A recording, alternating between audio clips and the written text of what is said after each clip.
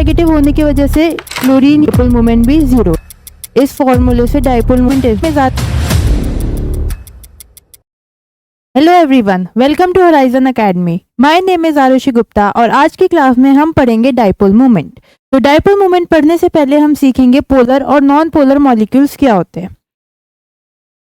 हमारे पास दो तरह के मॉलिक्यूल्स होते हैं, टू टाइप्स ऑफ मॉलिक्यूल्स।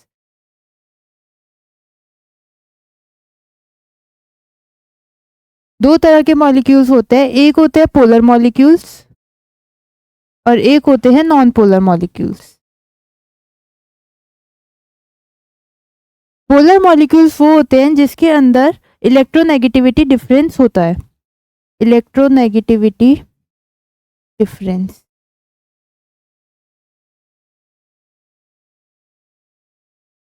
जबकि नॉन पोलर मॉलिक्यूल्स वो वाले मॉलिक्यूल्स होते हैं in which there is no electronegativity difference. Electronegativity आप लोगों ने चैप्टर 3 में पढ़ा होगा कि क्या होती है।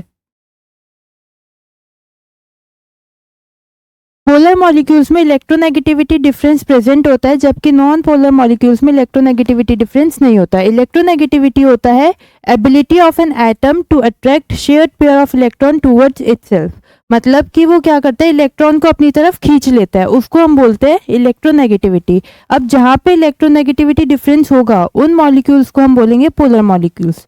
एग्जाम्पल के तौर पे हम लेते हैं H और Cl, HCl। HCl में से कौन ज़्यादा इलेक्ट्रोनेगेटिव है? HCl में से Cl जो है वो ज़्यादा इलेक्ट्रोनेगेटिव है। ठीक है, अब ये जो बीच में हमारा बॉन्ड है ये दो इलेक्ट्रॉन से बना होगा, तो Cl जो है वो ज़्यादा इलेक्ट्रोनेगेटिव है, तो वो इन इलेक्ट्रॉन्स को अपनी तरफ खींच लेता है और ये इलेक्ट्रॉन्स सेंटर में प्रेजेंट ना होकर थोड़े से क्लोरीन की तरफ ज़्यादा प्रेजेंट होते हैं। ठीक है, तो इस वजह से क्लोरीन पे पार्शियल नेगेटिव चार्ज आ जाता है और हाइड्रोजन पे पार्शियल पॉजिटिव चार्ज आ जाता है। पार्शियल का मतलब होता है नॉट कंप्लीट, मतलब थोड़ा सा। क्या हुआ यहाँ पे, इलेक्ट्रोनेगेटिविटी डिफरेंस था, हाइड्रोजन और क्लोरीन में से क्लोरीन ज्यादा इलेक्ट्रोनेगेटिव है, तो उसने जो इलेक्ट्रॉन का पेयर है उसको अपनी तरफ खींच लिया और ये इलेक्ट्रॉन पेयर सेंटर में प्रेजेंट ना होके थोड़ा सा क्लोरीन की तरफ प्रेजेंट है।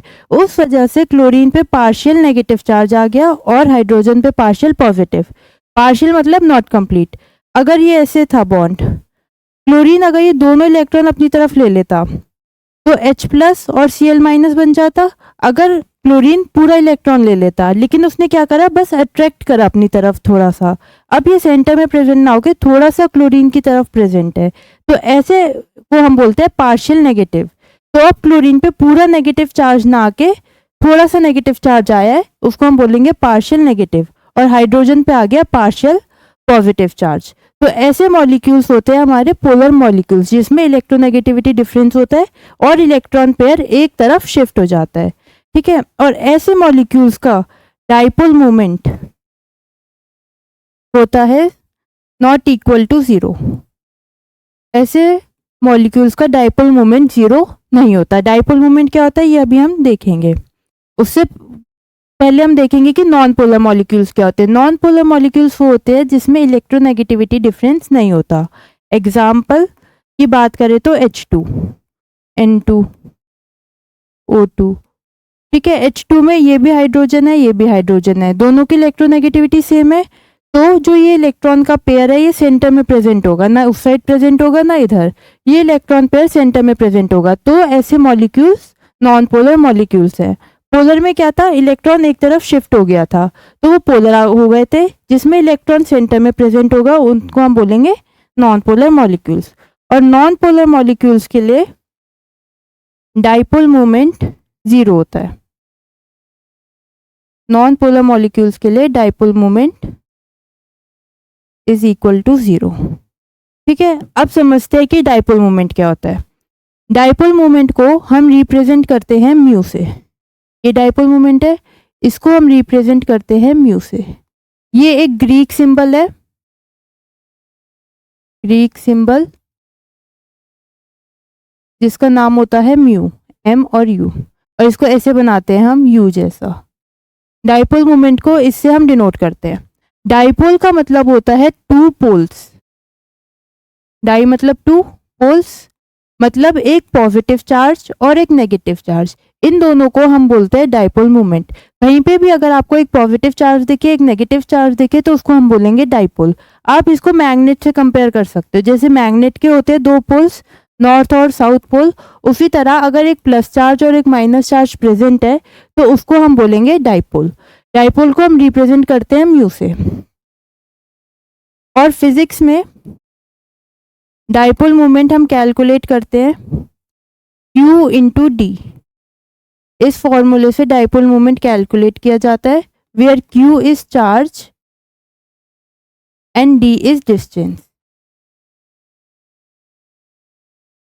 सपोज हमारे पास ये पॉजिटिव और नेगेटिव चार्ज है, इस पे कोई चार्ज है Q प्रेजेंट और इन दोनों के बीच का डिस्टेंस है D, तो इसका जो डाइपोल मोमेंट है वो हम इस फॉर्मूले से कैलकुलेट कर सकते हैं।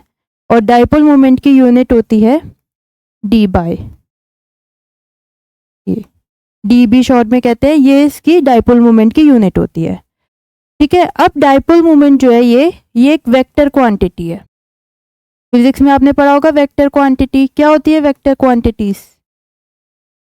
वेक्टर क्वांटिटीज वो होती है जिसके पास मैग्नीट्यूड और डायरेक्शन दोनों। ठीक है, वेक्टर क्वांटिटीज वो होती है जिसमें डायरेक्शन एंड मैग्नीट्यूड दोनों प्रेजेंट हो। तो हमारी डाइपोल मोमेंट जो है वो एक वेक्टर क्वांटिटी है और इसके पास मैग्नीट्यूड और डायरेक्शन दोनों है। अब डाइपोल मोमेंट की डायरेक्शन होती है from positive to negative, positive से लेके नेगेटिव की तरफ, और इसको हम ऐसे रिप्रेजेंट करते हैं, एरो बनाएंगे, जहां पे नेगेटिव साइन होगा वहां पे एरो और जहां पे पॉजिटिव साइन है वहां पे ऐसे प्लस। समझ में आया? जैसे हमारे पास यहाँ प्लस है यहाँ माइनस है, तो डाइपोल मोमेंट की डायरेक्शन ऐसे प्लस बनाया और जहाँ पे माइनस है वहाँ पे एरो, इस तरह से। अगर हमारे पास यहाँ पे प्लस और यहाँ पे माइनस है तो डाइपोल मोमेंट हम इस तरह दिखाएंगे, और ये एरो शो करता है डाइपोल मोमेंट की डायरेक्शन। इस केस में dipole moment right hand side पे है, इस केस में dipole moment left hand side पे डायरेक्शन। अब कैलकुलेट तो हम मैग्नीट्यूड ऐसे करते हैं डाइपोल मोमेंट का, लेकिन केमिस्ट्री में हमें मैग्नीट्यूड की जरूरत नहीं है, हमें सिर्फ ये बताना है कि किसी मॉलिक्यूल का डाइपोल मोमेंट जीरो है या फिर उसका वो डाइपोल मोमेंट जीरो नहीं है। बस हमें ये दो चीजें बतानी है, क्या उसका डाइपोल मोमेंट जीरो है या जीरो नहीं है। कितना है वो हमें कैलकुलेट नहीं करना, हमें बस इतना बताना है जीरो है या जीरो नहीं है। वो कैसे करेंगे अब उसे कुछ एग्जाम्पल से समझते हैं। सपोज करते हैं हमारे पास मॉलिक्यूल है HF, इन दोनों में से ज्यादा इलेक्ट्रोनेगेटिव कौन सा होगा? फ्लोरीन ज्यादा इलेक्ट्रोनेगेटिव है, फ्लोरीन इज मोर इलेक्ट्रोनेगेटिव। ये हमने चैप्टर 3 में पढ़ा है कि दोनों में से फ्लोरीन ज्यादा इलेक्ट्रोनेगेटिव है। अब इलेक्ट्रोनेगेटिव होने की वजह से फ्लोरीन ये इलेक्ट्रॉन पेयर्स जो है यहाँ पे उन्हें अपनी तरफ अट्रैक्ट कर लेगा। फ्लोरीन पे पार्शियल नेगेटिव चार्ज आ जाएगा और हाइड्रोजन पे पार्शियल पॉजिटिव चार्ज आ जाएगा। तो इसका डाइपोल मोमेंट हम कुछ इस तरह शो कर सकते हैं, है ना। तो इसका डाइपोल मोमेंट जो है वो जीरो नहीं है। लेफ्ट डायरेक्शन में डाइपोल मोमेंट है, कुछ अमाउंट है डाइपोल मोमेंट का, क्या है वो हमें नहीं बताना, हमें सिर्फ इतना बताना है कि इसका डाइपोल मोमेंट जीरो नहीं है। ठीक है, और कौन सी डायरेक्शन में? इधर राइट हैंड साइड पे। अब नेक्स्ट मॉलिक्यूल देखते हैं। सपोज मेरे पास मॉलिक्यूल है BeF2। BeF2 का स्ट्रक्चर कैसा होगा? ये हमने VSEPR थ्योरी में सीखा था। BeF2 का स्ट्रक्चर होगा लीनियर। ये जो है एप्लीकेशन भी हो सकती है हमारी VSEPR थ्योरी की। जब तक हमें इसका स्ट्रक्चर नहीं पता होगा हम डाइपोल मोमेंट नहीं बता सकते कि क्या होगा। तो हमने इसमें सीखा कि BeF2 लीनियर होता है, इस तरह होगा। अब बेरिलियम और फ्लोरीन, इन दोनों में से कौन ज्यादा इलेक्ट्रोनेगेटिव है? फ्लोरीन। तो फ्लोरीन पे पार्शियल नेगेटिव आ गया और बेरिलियम पे पार्शियल पॉजिटिव। तो इसका डाइपोल मोमेंट किस डायरेक्शन में होगा? ऐसे। ठीक है, ये तो इस बॉन्ड के लिए हो गया। अब इस बॉन्ड की बात करें अगर हम, फ्लोरीन ज्यादा इलेक्ट्रोनेगेटिव है और बेरिलियम इलेक्ट्रोपॉजिटिव, तो इसका डाइपोल मोमेंट होगा ऐसे, इस डायरेक्शन में। अब हमने सीखा था कि डाइपोल मोमेंट वेक्टर क्वांटिटीज होती है, एक फोर्स उस डायरेक्शन में लग रहा है, आप डाइपोल मोमेंट को फोर्स की तरह समझ सकते हो। फोर्स भी हमारी वेक्टर क्वांटिटी है, और डाइपोल मोमेंट भी हमारी वेक्टर क्वांटिटी। तो इसको बिल्कुल वैसे ट्रीट करो जैसे फोर्स को ट्रीट करते हो। एक फोर्स उस डायरेक्शन में है, एक फोर्स इस डायरेक्शन में है, दोनों इक्वल अमाउंट में है, तो नेट फोर्स क्या हो जाएगा? नेट फोर्स 0 हो जाएगा। सपोज करो हमारे पास एक बॉक्स है, ठीक है, इसको कोई इंसान ए, कोई भी ए पर्सन इधर खींच रहा है 10 न्यूटन की फोर्स से, और कोई भी पर्सन बी इस साइड खींच रहा है 10 न्यूटन की फोर्स से, तो क्या ये बॉक्स मूव करेगा? नहीं। इसका जो नेट फोर्स होगा वो 0 होगा, क्योंकि ये ऑपोजिट डायरेक्शन में है और इक्वल अमाउंट में है। 10 न्यूटन का फोर्स उस डायरेक्शन में लग रहा है, 10 न्यूटन का इस डायरेक्शन में लग रहा है, नेट 0 फोर्स लग रहा है। सेम केस डाइपोल मोमेंट में है, एक फोर्स उस डायरेक्शन में लग रहा है, एक इस डायरेक्शन में लग रहा है, दोनों इक्वल अमाउंट में है, तो जो हमारा नेट डाइपोल मोमेंट है वो 0 हो जाएगा। नेट डाइपोल मोमेंट 0 हो जाएगा। तो HF के केस में डाइपोल मोमेंट 0 नहीं था, लेकिन BeF2 के केस में डाइपोल मोमेंट 0 है। तो इसी तरह हमें और कंपाउंड्स दिए जाएंगे, मॉलिक्यूल्स दिए जाएंगे, और हमें ये बताना होगा कि उनका डाइपोल मोमेंट 0 है या नहीं है। ठीक है।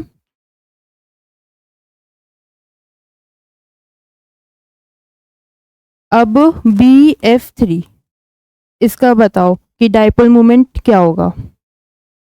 इधर बनाते हैं BF3। BSEPR थ्योरी में हमने देखा था कि इसका स्ट्रक्चर होता है ट्रायगोनल प्लेनर। यहाँ पे बीच में बोरोन, यहाँ पे फ्लोरीन, यहाँ पे फ्लोरीन और यहाँ पे फ्लोरीन, इस तरह। अब बोरोन और फ्लोरीन में से कौन ज्यादा इलेक्ट्रोनेगेटिव है? फ्लोरीन। तो इस पे पार्शियल नेगेटिव, इस पे पार्शियल पॉजिटिव। डाइपोल मोमेंट कैसे होगा? इस डायरेक्शन में। इन दोनों में इस पे पार्शियल नेगेटिव, इसका डाइपोल मोमेंट ऐसे, और इस बॉन्ड का डाइपोल मोमेंट ऐसे। ठीक है। अब हमारे पास 3 फोर्सेस हैं, एक ऐसे, एक ऐसे, एक ऐसे। इनके बीच में एंगल कितना है? 120 डिग्री। अब एक यहाँ पे कोई सपोज बॉक्स रखा है या बॉल है, उसको 3 लोग खींच रहे हैं 3 डायरेक्शन में, क्या ये मूव करेगी? ये मूव नहीं करेगी। ठीक है, क्योंकि इस पे जो फोर्स लग रहा है वो नेट फोर्स 0 हो गया। ऐसे मान सकते हो, एक ये वाला फोर्स ऊपर है, इन दोनों का रिजल्टेंट कहाँ पर होगा? देखो हमारे पास ये 3 फोर्सेस हैं, इसका और इसका रिजल्टेंट कहाँ पर होगा? यहाँ पे। अब ये ऊपर वाली डायरेक्शन में है, ये नीचे वाली डायरेक्शन में, इन दोनों ने एक दूसरे को क्या कर दिया? कैंसिल। तो BF3 के केस में म्यू जो है वो 0 हो जाएगा। समझ आया कैसे? हमारे पास ये जो 2 फोर्स थे, इनका रिजल्टेंट आया इधर, एक फोर्स था ऊपर, अब इस फोर्स ने, जिसको मैंने बोल्ड में करा है, और इसने एक दूसरे को कर दिया कैंसिल। तो इस तरह से BF3 का डाइपोल मोमेंट भी 0 है। अब जो मॉलिक्यूल्स जिनका डाइपोल मोमेंट 0 होता है वो कैसे होते हैं? Non polar.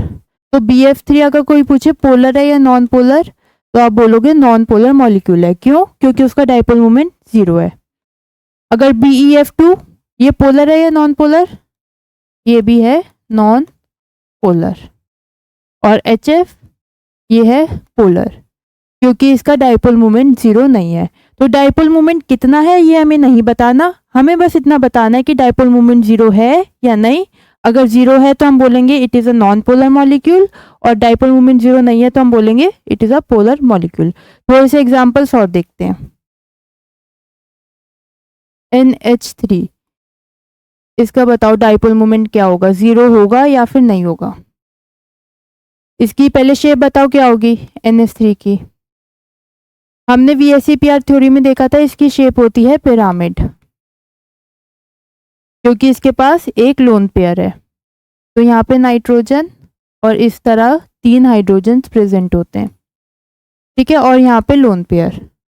लोन पेयर को हम ऐसे शो करते हैं, बलून बना के, और उसके अंदर 2 इलेक्ट्रॉन्स डाल देते हैं। अब नाइट्रोजन और हाइड्रोजन, इन दोनों में से कौन ज्यादा इलेक्ट्रोनेगेटिव है? नाइट्रोजन। ऐसे होगा, इसका डाइपोल मोमेंट किस डायरेक्शन में होगा? इस डायरेक्शन में। इस बॉन्ड का ऐसे और इस बॉन्ड का इस तरफ। ठीक ठीक है। और लोन पेयर का जो डाइपोल मोमेंट होता है वो हमेशा ऊपर की तरफ होता है। बलून है, बलून हमेशा ऊपर उड़ता है ना, तो इस तरह आप समझ सकते हो कि डाइपोल मोमेंट का हमेशा ऊपर होता है। अब हमारे पास 3 फोर्सेस है नीचे, ये मैंने ये वाले 3 बनाए हैं NH वाले। इनका डाइपोल मोमेंट नेट कहाँ पे होगा? ऊपर। एक लोन पेयर का है, ये लोन पेयर का, ये भी अपवर्ड डायरेक्शन में। तो हमारे पास 2 डाइपोल मोमेंट है जो ऊपर की डायरेक्शन में है, तो इसका नेट डाइपोल मोमेंट ऐसा होगा, अप डायरेक्शन।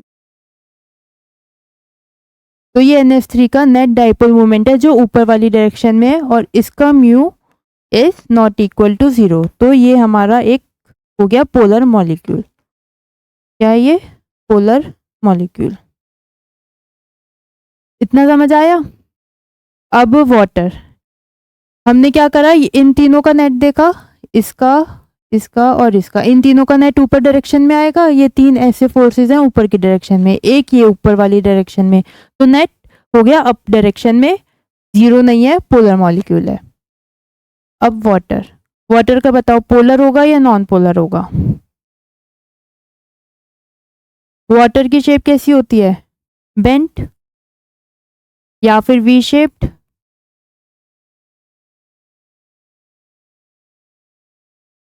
ऐसा होता है बेंट, और यहाँ पे 2 लोन पेयर्स होते हैं। ये हमने सीखा था VSEPR थ्योरी में। अब ऑक्सीजन और हाइड्रोजन में से कौन सा इलेक्ट्रोनेगेटिव है? ऑक्सीजन। ऑक्सीजन पे पार्शियल नेगेटिव, इस पे पार्शियल पॉजिटिव, तो यहाँ प्लस, और इस तरह इस डायरेक्शन में हमने डाइपोल मोमेंट बना दिए। इनका डाइपोल मोमेंट कहाँ होगा? इसका इधर और इसका इधर। अब हमारे पास देखो ऐसे है, इनको फोर्सेस की तरह ही मानना है ना हमें। इस तरह 2 डाइपोल मोमेंट है ये वाले, ये कहाँ होंगे? नेट फोर्स कहाँ लगेगा? ऊपर वाली डायरेक्शन में। ये लोन पेयर्स वाले हैं, इनका फोर्स कहाँ लगेगा? ऊपर वाली डायरेक्शन में। इन दोनों को सम कर दें, नेट फोर्स कहाँ लगेगा? ऊपर वाली डायरेक्शन में, ऐसे। तो इसका म्यू जो है वो 0 नहीं है, और ये भी एक पोलर मॉलिक्यूल है, पोलर है। समझ आया? तो इस तरह हम कैलकुलेट करते हैं कि कोई भी कंपाउंड पोलर है या नॉन पोलर है, और उसका डाइपोल मोमेंट 0 है या 0 नहीं है। अब एक क्वेश्चन करके दिखाओ, लिखो question. Which of the following have higher dipole moment? Which of the following have higher dipole moment? NH3 और NF3। आपको ये बताना है कि NH3 और NF3 इन दोनों में से डाइपोल मोमेंट ज्यादा किसका है। डाइपोल मोमेंट दोनों के पास है, दोनों ही पोलर मॉलिक्यूल्स है, ज्यादा किसका है ये बताना है। ठीक है, दोनों के पहले तो स्ट्रक्चर बनाते हैं। इधर NH3 का बनाओ और इधर NF3 का, बीच में नाइट्रोजन। कैसा होगा इसकी शेप? पिरामिड, अभी पीछे बनाई थी सेम। यहाँ पर H, यहाँ पर H और यहाँ पे H, और ऊपर यहाँ पे लोन पेयर। ऐसा होगा। NF3 का कैसा होगा स्ट्रक्चर? Same pyramid. कैसे बनाकर देख लो। नाइट्रोजन के आउटर मोस्ट में कितने इलेक्ट्रॉन्स होते हैं? 5। ठीक है, 5 इलेक्ट्रॉन्स होते हैं।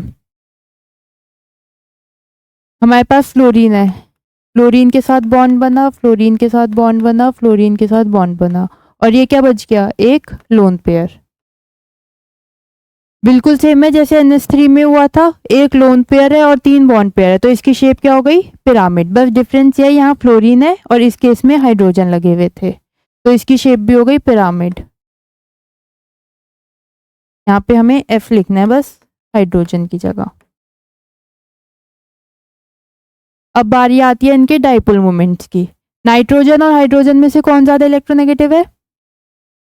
नाइट्रोजन। इस पे हमने पार्शियल नेगेटिव चार्ज लगा दिया और हाइड्रोजन पे पार्शियल पॉजिटिव।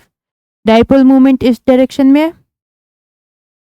इसका ऐसे और इसका ऐसे। ठीक है, बना दूं फटाफट, चलेगा? तो इन बॉन्ड्स की वजह से डाइपोल मोमेंट है ऊपर की डायरेक्शन में। लोन पेयर का डाइपोल मोमेंट ऐसे, इसकी वजह से डाइपोल मोमेंट हो गया इस डायरेक्शन में। ठीक है, अब बात करते हैं NF3 की। ये वाले जो दो है हमारे डाइपोल मोमेंट से क्या हो जाएंगे, ऐड। जो भी है ये ऐड हो जाएंगे। सपोज ये 10 है, ये 20 है, तो वो ऐड होके 30 हो जाएगा। इस केस में बात करें अगर, नाइट्रोजन और क्लोरीन में से कौन ज्यादा इलेक्ट्रोनेगेटिव है, सोच के बताना ध्यान से। हमारे पास है नाइट्रोजन और हमारे पास है फ्लोरीन। पीरियोडिक टेबल में कहाँ आते हैं, नाइट्रोजन, ऑक्सीजन, फ्लोरीन, ऐसे होते हैं ना ये। और हमें पता है लेफ्ट टू राइट जाते हुए इलेक्ट्रोनेगेटिविटी इंक्रीज करती है। तो fluorine is more electronegative than nitrogen. ये पढ़ा है हमने चैप्टर 3 में कि left to right electronegativity increase करती है, इसलिए fluorine is more electronegative than nitrogen. यहाँ पे पार्शियल नेगेटिव आ जाएगा, यहाँ पे पार्शियल पॉजिटिव। इसका डाइपोल मोमेंट इस डायरेक्शन में, इसका इस डायरेक्शन में और इसका इस डायरेक्शन में। इन तीनों का नेट कहाँ होगा, नीचे की डायरेक्शन में। लोन पेयर का डाइपोल मोमेंट ऊपर इस तरह से। ठीक है, तो अब देखो इस केस में क्या हुआ था, बॉन्ड पेयर का भी डाइपोल मोमेंट ऊपर था और लोन पेयर का भी ऊपर था और ये हो गए थे ऐड। इस केस में क्या होगा, बॉन्ड पेयर का नीचे है और लोन पेयर का ऊपर है, तो ये हो जाएंगे सब्ट्रैक्ट। ठीक है, अगर सपोज ये 30 था सपोज और ये मान लेते 10 है, तो ये हो गए थे ये हो गए सब्ट्रैक्ट, कितना आया 20। इस केस में ये 30 ये 10 ऐड हो गए, कितना हो गया 40। तो किसका डाइपोल मोमेंट ज्यादा हुआ, NH3 का। तो NH3 have high dipole moment, high mu. तो कोई पूछे कि दोनों में से किसका ज्यादा है, तो NH3 का डाइपोल मोमेंट ज्यादा है। NH3 का NF3 से डाइपोल मोमेंट ज्यादा है। ठीक है, इतना समझ में आया, इसे नोट करो फिर आगे बढ़ते हैं। अब मुझे ये बताओ कि CO2 पोलर मॉलिक्यूल है या फिर नॉन पोलर मॉलिक्यूल है। CO2 पोलर है या फिर नॉन पोलर।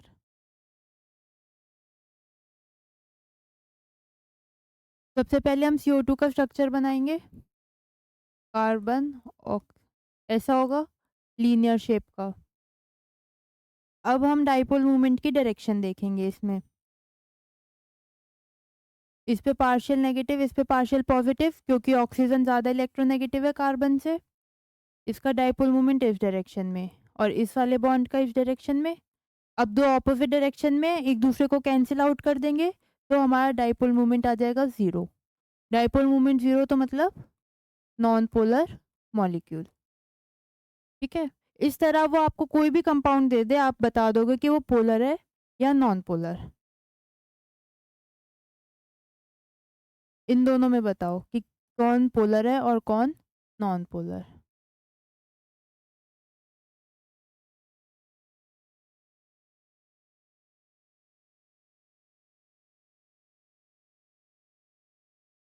ये क्लोरीन है यहाँ पे। ठीक है, ये कंपाउंड A और B, आपको बताना है इन दोनों में से कौन सा पोलर है और कौन सा नॉन पोलर है। इस वाले का नाम होता है ट्रांस और इसका नाम है सिस। ये आप आगे सीखोगे जब ऑर्गेनिक केमिस्ट्री पढ़ेंगे। फिलहाल मान लो ये दो कंपाउंड है, एक ट्रांस है एक सिस है, इन दोनों में बताना है कौन पोलर है और कौन नॉन पोलर। ये कार्बन, ये क्लोरीन। क्लोरीन ज़्यादा इलेक्ट्रोनेगेटिव कार्बन से, इसका डाइपोल मोमेंट इस डायरेक्शन में। यहाँ पे ये क्लोरीन, ये कार्बन, इस पे पार्शियल नेगेटिव, इस पे पार्शियल पॉजिटिव, इसका डाइपोल मोमेंट इस डायरेक्शन में। अब हमारे पास एक डाइपोल मोमेंट इस डायरेक्शन में है, एक डाइपोल मोमेंट इस डायरेक्शन में है। कैंसिल कर देंगे एक दूसरे को, कैंसिल कर देंगे एक दूसरे को, इसका म्यू आ जाएगा 0। तो ये है हमारा नॉन पोलर।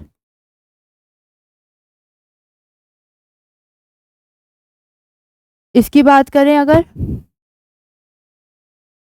इसका डाइपोल मोमेंट इस डायरेक्शन में, इसका इस डायरेक्शन में, बना दो डायरेक्ट चलेगा। नीचे वाला कार्बन और हाइड्रोजन में कार्बन ज़्यादा इलेक्ट्रोनेगेटिव है हाइड्रोजन से। ठीक है, लेकिन क्लोरीन ज़्यादा है कार्बन से, तो इसका इस डायरेक्शन में था ऐसे ऊपर, इसका था इधर। अब हमारे पास देखो 4 डाइपोल मोमेंट है, 2 ऐसे और 2 ऐसे। इनका नेट कहाँ होएगा? ऊपर। कोई भी किसी को कैंसिल तो कर नहीं रहा, ऑपोजिट डायरेक्शन में तो है नहीं, सब सेम डायरेक्शन में है। तो इसका mu is not equal to 0, तो ये हमारा पोलर मॉलिक्यूल है। ठीक है, समझ में आया कैसे करेंगे? इसमें अगर आप कहो कि ये वाला बॉन्ड क्यों नहीं देखा, तो देख लो, कोई फर्क नहीं पड़ रहा। इसका ऐसे होगा डाइपोल मोमेंट और इसका ऐसे। यहाँ पे ये 2 थे, 2 और ऐड कर दो। ये भी तो ऑपोजिट डायरेक्शन में है, कैंसिल कर रहे हैं एक दूसरे को, तो म्यू तो 0 ही आना है। ठीक है, तो ट्रांस जो है वो हमारा नॉन पोलर है, जबकि सिस जो है वो पोलर कंपाउंड है। एक और करते हैं डाइपोल मोमेंट पे क्वेश्चन। क्वेश्चन लिखो, अरेंज द फॉलोइंग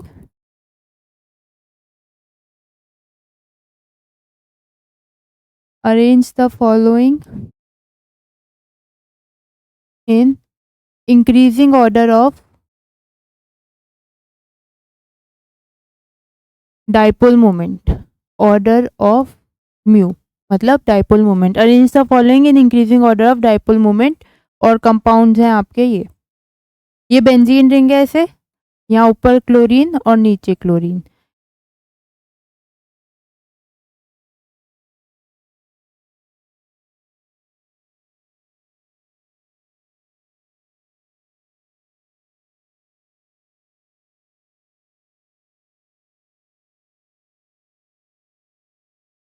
ठीक है, इन 3 कंपाउंड्स में आपको बताना है कि किसका अरेंज करना है increasing order of dipole moment में। ठीक है, इस ये जो है आप ऑर्गेनिक में सीखोगे, इसका नाम होता है पैरा, ये मेटा और ये ऑर्थो। जब हम ऑर्गेनिक केमिस्ट्री स्टार्ट करेंगे तब आप सारा सीखोगे, इनके नाम वगैरह। फिलहाल हमें डाइपोल मोमेंट बताना है इसका। यहाँ पे कार्बन होगा, यहाँ पे क्लोरीन है। कार्बन क्लोरीन में से कौन ज़्यादा इलेक्ट्रोनेगेटिव है? क्लोरीन। तो क्लोरीन पे पार्शियल नेगेटिव, इस पे पार्शियल पॉजिटिव। डाइपोल मोमेंट की डायरेक्शन नीचे, इधर इस केस में डाइपोल मोमेंट ऊपर। ऐसे यहाँ कार्बन क्लोरीन, क्लोरीन ज़्यादा इलेक्ट्रोनेगेटिव है, डाइपोल मोमेंट ऊपर। तो देखो ये हमारे पास कुछ इस तरह से बना। ठीक है, कैंसिल कर देंगे ये दोनों एक दूसरे को, म्यू आ जाएगा 0। इस केस में इस तरह बनेंगे डाइपोल मोमेंट, और इस केस में ऐसे। तो मेटा का जो है डायरेक्शन देखो ऐसे है, और ऑर्थो में डायरेक्शन ऐसे है। तो इन दोनों केस में ऑर्थो का जो है डाइपोल मोमेंट ज़्यादा होगा। तो अगर मैं इनको नाम दे दूं ए, बी और सी, तो सी का डाइपोल मोमेंट है सबसे ज़्यादा, उससे कम बी का, और सबसे कम ए का। ए का तो 0 ही है। ठीक है, बी का कुछ है और सी का बी से भी ज़्यादा है। बी का कुछ है लेकिन 0 नहीं है, कितना है हमें नहीं जानना, और सी का तो उससे भी ज़्यादा है। तो ये हमारे हो गए arrange in increasing order of dipole moment. ठीक है, इसके बाद अब हम नेक्स्ट सीखेंगे फोर्सेस ऑफ अट्रैक्शन।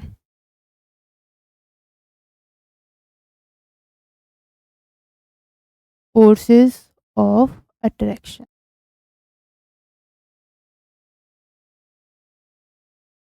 हमारे पास मॉलिक्यूल है, सपोज ये रूम है, इस रूम में ऑक्सीजन है, ऑक्सीजन मतलब O2। बहुत सारे O2 के मॉलिक्यूल्स होंगे ऐसे, सपोज बहुत सारे हमारे पास O2 के मॉलिक्यूल्स है। अब हमें पता है O2 में एक ऑक्सीजन, 2 ऑक्सीजन और इनके बीच में डबल बॉन्ड है, इतना तो ठीक है, और ये बॉन्ड कोवेलेंट है, ये भी हमने सीख लिया। लेकिन कुछ तो फोर्स होगा जो इस O2 को और इस O2 को एक दूसरे से बांध के रखा हुआ है, कि ये बहुत ज़्यादा दूर नहीं जा रहे हैं। हर मॉलिक्यूल के बीच में कुछ ना कुछ फोर्स होगा, इनके बीच में कुछ ना कुछ फोर्स होगा कि ये एक दूसरे से बंधे हुए हैं। यहाँ पे भी अगर हम O2 बना दें, और ये जो है दूर नहीं जा पा रहे हैं, आसपास ही घूम रहे हैं। इस रूम में बहुत सारे O2 के मॉलिक्यूल्स हैं और उनके बीच में कुछ ना कुछ फोर्स ऑफ अट्रैक्शन है। तो अब हम ये सीखने वाले हैं कि कौन सी फोर्स ऑफ अट्रैक्शन होती है, कितनी तरह की, और कौन से मॉलिक्यूल में कौन सी फोर्स ऑफ अट्रैक्शन होगी। ठीक है, इतने सारे O2 के मॉलिक्यूल्स है, सब में कुछ ना कुछ फोर्स ऑफ अट्रैक्शन है। कौन सी फोर्स ऑफ अट्रैक्शन है ये अब हम सीखेंगे। तो पहली होती है हमारी वैंडरवॉल फोर्सेस। पहली है वैंडरवॉल फोर्सेस। वैंडरवॉल एक साइंटिस्ट का नाम था, उसने दिया था।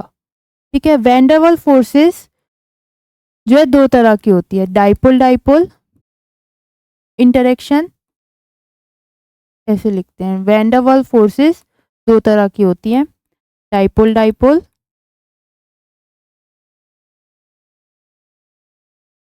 इंटरेक्शंस और दूसरी होती है London dispersion forces. London dispersion forces, dipole dipole interaction and London dispersion forces.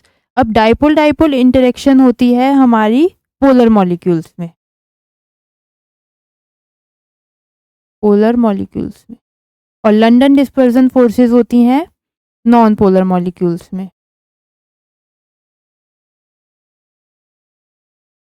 Example की बात करें तो HCl, और इसमें नॉन पोलर का एग्जाम्पल दो, O2, N2, H2, ये सारे नॉन पोलर है। नॉन पोलर मॉलिक्यूल्स में होती है लंदन डिस्पर्सन फोर्सेस और पोलर मॉलिक्यूल्स में होती है डाइपोल डाइपोल इंटरेक्शन। हमारे पास देखो HCl है ऐसे, ठीक है, इस पे पार्शियल नेगेटिव, इस पे पार्शियल पॉजिटिव। एक और HCl होगा, उसको इस तरह बनाते हैं, इसमें पार्शियल पॉजिटिव, इस पे पार्शियल नेगेटिव। अब ये नेगेटिव इस पॉजिटिव को खींचेगा, कुछ ना कुछ फोर्स ऑफ अट्रैक्शन होगा इसके बीच में, और ये वाला पॉजिटिव इस नेगेटिव को खींचेगा, इसके बीच में कुछ ना कुछ फोर्स ऑफ अट्रैक्शन होगा। तो ये जो बनाया है ये हमारा है डाइपोल डाइपोल इंटरेक्शन।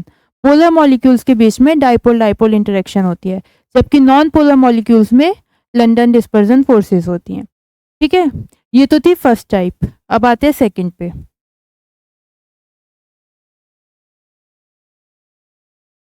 सेकंड होती है हमारी हाइड्रोजन बॉन्डिंग।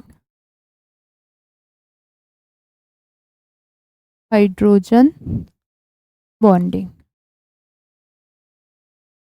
अब आपसे कोई पूछे कि वैन डर वाल्स फोर्सेस और हाइड्रोजन बॉन्डिंग में कौन स्ट्रांग होता है, तो हाइड्रोजन बॉन्डिंग स्ट्रांग होती है in comparison to van der Waals forces. Van der Waals weak होती है और हाइड्रोजन बॉन्डिंग स्ट्रांग होती है। हाइड्रोजन बॉन्डिंग क्या होती है? Attraction between hydrogen and FO और N, इन तीनों और हाइड्रोजन के बीच में जो अट्रैक्शन है उसको हम बोलते हैं हाइड्रोजन बॉन्डिंग। ये क्या है? फ्लोरीन, F से तो है फ्लोरीन, O से ऑक्सीजन और N से नाइट्रोजन। हाइड्रोजन की अट्रैक्शन इन तीनों के साथ को हम बोलते हैं हाइड्रोजन बॉन्डिंग। एग्जाम्पल से समझते हैं इसे। H2O,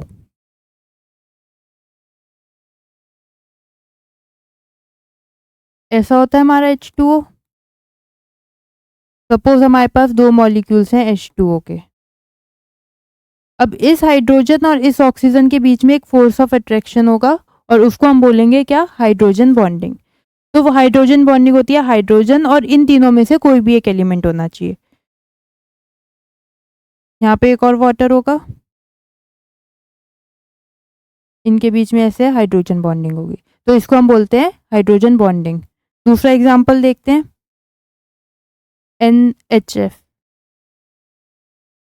हमारे पास एक HF का मॉलिक्यूल है, दूसरा HF का मॉलिक्यूल है, ऐसे फ्लोरीन और हाइड्रोजन, फ्लोरीन और हाइड्रोजन के बीच में इंटरेक्शन, ये हमारी क्या है? Hydrogen bonding. तो ये जो ब्लू कलर से बनाया है ये है हाइड्रोजन बॉन्डिंग। सपोज CH4 मैंने लिया, क्या इसके अंदर हाइड्रोजन बॉन्डिंग होगी? ये CH4 एक, ये दूसरा CH4, ऐसे बना लो इसको, कोई बात नहीं, ठीक है। ये हाइड्रोजन है हमारे पास और ये कार्बन। पर हाइड्रोजन को क्या चाहिए? या तो फ्लोरीन, या तो ऑक्सीजन, या फिर नाइट्रोजन। इन तीनों में से कोई प्रेजेंट है? नहीं है। तो कार्बन के साथ तो वो करेगा नहीं, या तो हमें फ्लोरीन चाहिए, या ऑक्सीजन चाहिए, या फिर नाइट्रोजन चाहिए। तो इस केस में no hydrogen bonding. Hydrogen bonding को H लिख देते हैं हम, नो हाइड्रोजन बॉन्डिंग। अब सपोज करो NH3, इसमें होगी हाइड्रोजन बॉन्डिंग? बताओ सोच के। ये हमारे पास एक NH3 है, ये हमारे पास दूसरा NH3 है, इसमें होगी हाइड्रोजन बॉन्डिंग, ये हाइड्रोजन और ये नाइट्रोजन, इनके बीच में हो जाएगी हाइड्रोजन बॉन्डिंग, क्योंकि हमें चाहिए क्या, हाइड्रोजन और इन तीनों में से कोई भी एक, तो यहाँ पे हाइड्रोजन बॉन्डिंग होगी। ठीक है, अब आते हैं, अगर कोई पूछे वैन डर वाल और हाइड्रोजन बॉन्डिंग में कौन स्ट्रांग है, तो हाइड्रोजन बॉन्डिंग स्ट्रांग है। अब आते हैं हाइड्रोजन बॉन्डिंग के टाइप्स। हाइड्रोजन बॉन्डिंग भी हमारी दो तरह की होती है। हाइड्रोजन बॉन्डिंग, हाइड्रोजन बॉन्डिंग दो तरह की होती है। एक का नाम होता है इंटरमॉलिक्यूलर,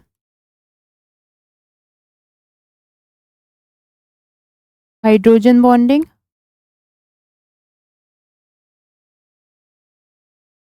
और दूसरे का नाम है इंट्रामॉलिक्यूलर हाइड्रोजन बॉन्डिंग। एक है इंटरमॉलिक्यूलर, एक है इंट्रामॉलिक्यूलर। इसके अंदर ई और आर है, इसके अंदर आर और ए है, बस इतना सा डिफरेंस है स्पेलिंग में, इंटर और इंट्रा। ये होती है between two molecules, between two molecules, दो मॉलिक्यूल्स के बीच में, और ये होती है विद इन सेम मॉलिक्यूल,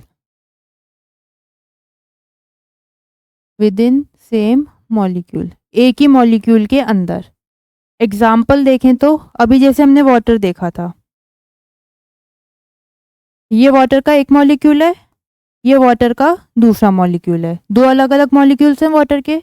इन दोनों के बीच में जो हाइड्रोजन बॉन्डिंग होगी वो होगी इंटरमॉलिक्यूलर हाइड्रोजन बॉन्डिंग। दो वाटर के अलग अलग मॉलिक्यूल्स है, दोनों के बीच में हाइड्रोजन बॉन्डिंग है। इंट्रा में क्या होता है, सेम मॉलिक्यूल होता है। सपोज मेरे पास इस तरह से कोई मॉलिक्यूल है, इसका नाम है ऑर्थो नाइट्रोफिनॉल। क्या नाम है इसका, ऑर्थो नाइट्रोफिनॉल, ऑर्थो नाइट्रोफिनॉल। इस मॉलिक्यूल का नाम है ऑर्थो नाइट्रोफिनॉल। अब इसके अंदर ये एक मॉलिक्यूल है, ठीक है, इसका हाइड्रोजन और इस नाइट्रोजन, इसके बीच में होगी हाइड्रोजन बॉन्डिंग। तो ये एक मॉलिक्यूल है और उसके अंदर हाइड्रोजन बॉन्डिंग हो रही है, इसको हम बोलते हैं इंट्रा मॉलिक्यूलर हाइड्रोजन बॉन्डिंग, जहाँ एक ही मॉलिक्यूल के अंदर हाइड्रोजन बॉन्डिंग हो। जबकि इसमें दो मॉलिक्यूल्स थे, एक ये और एक ये, और दो मॉलिक्यूल्स के बीच में हो रही थी। तो जब दो मॉलिक्यूल्स के बीच में हो तो हम बोलेंगे इंटरमॉलिक्यूलर, और जब विद इन सेम मॉलिक्यूल हो, एक ही मॉलिक्यूल में हो रही है हाइड्रोजन बॉन्डिंग, तो इसको हम बोलेंगे इंट्रामॉलिक्यूलर हाइड्रोजन बॉन्डिंग। ठीक है, अब इस पे क्वेश्चन कैसे आते हैं। पहले एक बात कि इंट्रामॉलिक्यूलर जो है वो वीक होती है और इंटरमॉलिक्यूलर स्ट्रांग होती है। इन दोनों के कंपैरिजन में ये वीक है और ये स्ट्रांग है।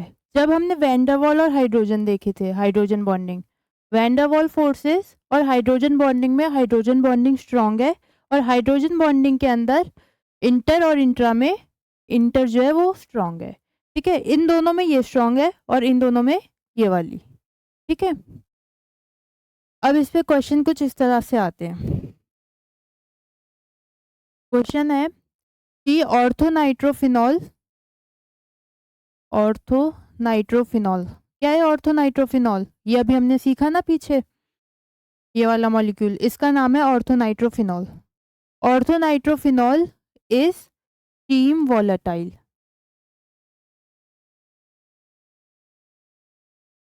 while paranitrophenol, paranitrophenol is not. Y?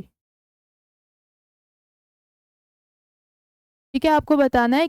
अब आपको इनके स्ट्रक्चर पता होने चाहिए दोनों के। ऑर्थोनाइट्रोफिनॉल का तो पता है, अभी हमने पीछे देखा, ये हमारा OH, ये हमारा NO2, ये ऑर्थोनाइट्रोफिनॉल है। और पैरानाइट्रोफिनॉल कुछ इस तरह से होता है, OH और NO2। उसमें भी OH और NO2 है, इसमें भी फर्क कितना है कि यहाँ पर जो है ये ऑपोजिट डायरेक्शन में और यहाँ ये ऐसे अगल बगल में। ठीक है, इसके अंदर तो होगी इस तरह से, ये OH है, intermolecular hydrogen, intramolecular hydrogen bonding. इसके अंदर ये हाइड्रोजन और ये नाइट्रोजन एक दूसरे से बहुत दूर है, ये तो कर नहीं सकते बॉन्डिंग, क्या होगा, यहाँ पे एक और मॉलिक्यूल होगा हमारे पास ऑर्थो नाइट्रोफिनॉल का, इस तरह OH और NO2।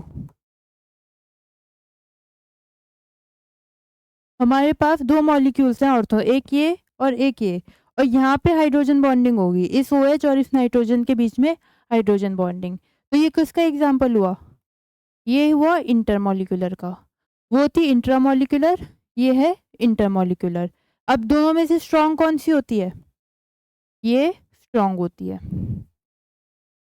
और ये वाली क्या होती है, वीक।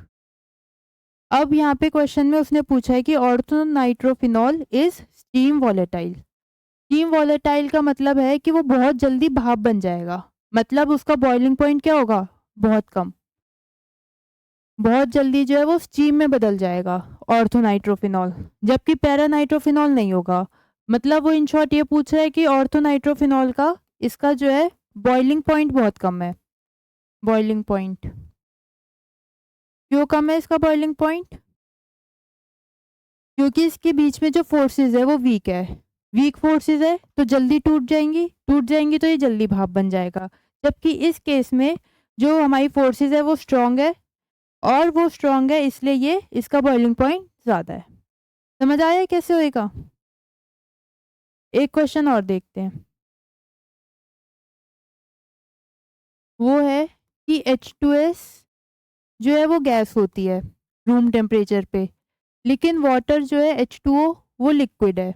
हमें पता है वाटर लिक्विड होता है रूम टेम्परेचर पे, लेकिन H2S गैस होती है रूम टेम्परेचर पे, बताओ क्यों, एट रूम टेम्परेचर वाई। दोनों के स्ट्रक्चर बनाएंगे, H2S और वाटर।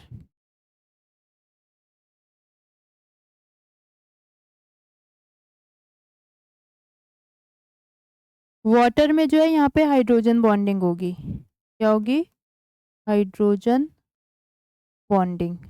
वाटर में हाइड्रोजन बॉन्डिंग होगी, लेकिन क्या H2S में हाइड्रोजन बॉन्डिंग होगी, नहीं, इसमें तो नो हाइड्रोजन बॉन्डिंग। क्यों, क्योंकि हमारे हाइड्रोजन बॉन्डिंग के लिए चाहिए फ्लोरीन, ऑक्सीजन और नाइट्रोजन, इन तीनों में से तो कोई है ही नहीं हमारे पास, तो नो हाइड्रोजन बॉन्डिंग। अब इसमें हाइड्रोजन बॉन्डिंग नहीं है, उसमें है। हाइड्रोजन बॉन्डिंग नहीं है तो कौन सा फोर्स होगा, वैंडरवॉल फोर्सेस होंगे इसके अंदर। हाइड्रोजन बॉन्डिंग तो है नहीं, वैंडरवॉल। अब वैंडरवॉल और हाइड्रोजन बॉन्डिंग में से कौन सा स्ट्रांग है, हाइड्रोजन बॉन्डिंग स्ट्रांग है। अब क्योंकि हाइड्रोजन बॉन्डिंग स्ट्रांग होती है तो ये वाटर जो है लिक्विड होता है, मॉलिक्यूल्स पास पास होते हैं अपने, सीखा लिक्विड में मॉलिक्यूल्स पास पास है, स्ट्रॉन्ग इंटरेक्शन की वजह से मॉलिक्यूल्स पास पास आ गए और वो लिक्विड बन गया। लेकिन H2S में वैंडरवॉल फोर्सेस हैं जो वीक है, तो मॉलिक्यूल्स थोड़े दूर दूर हैं इसलिए ये गैस है। तो इस क्या लिखोगे आप, H2S is gas and water is liquid में, कि H2S में हाइड्रोजन बॉन्डिंग नहीं होती है जबकि H2O में हाइड्रोजन बॉन्डिंग होती है, इसलिए ये जो है लिक्विड है और H2S जो है वो गैस है। अच्छा अब एक बात बताओ, O2 में कौन सी फोर्सेस ऑफ अट्रैक्शन होगी, O2 हमारा क्या है, नॉन पोलर मॉलिक्यूल, तो इसके अंदर होगी वैंडरवॉल फोर्सेस। तो इस तरह वो आपसे पूछ सकते हैं कि कौन से मॉलिक्यूल में कौन सी फोर्सेस होगी। पहले आप देखोगे हाइड्रोजन बॉन्डिंग हो रही है या नहीं, हाइड्रोजन बॉन्डिंग नहीं हो रही है तो उसमें वैंडरवॉल फोर्सेस होगी। फिर देखो पोलर है या नॉन पोलर, और उस हिसाब से बता दो कि डाइपोल डाइपोल इंटरेक्शन होगी या फिर लंडन डिस्पर्सन फोर्सेस होगी। ठीक है, तो यहाँ पे हमारा ये चैप्टर जो है आज हमने सीखा डाइपोल मूवमेंट और फोर्सेस ऑफ अट्रैक्शन। मिलते हैं अगली क्लास में। Thank you very much for watching.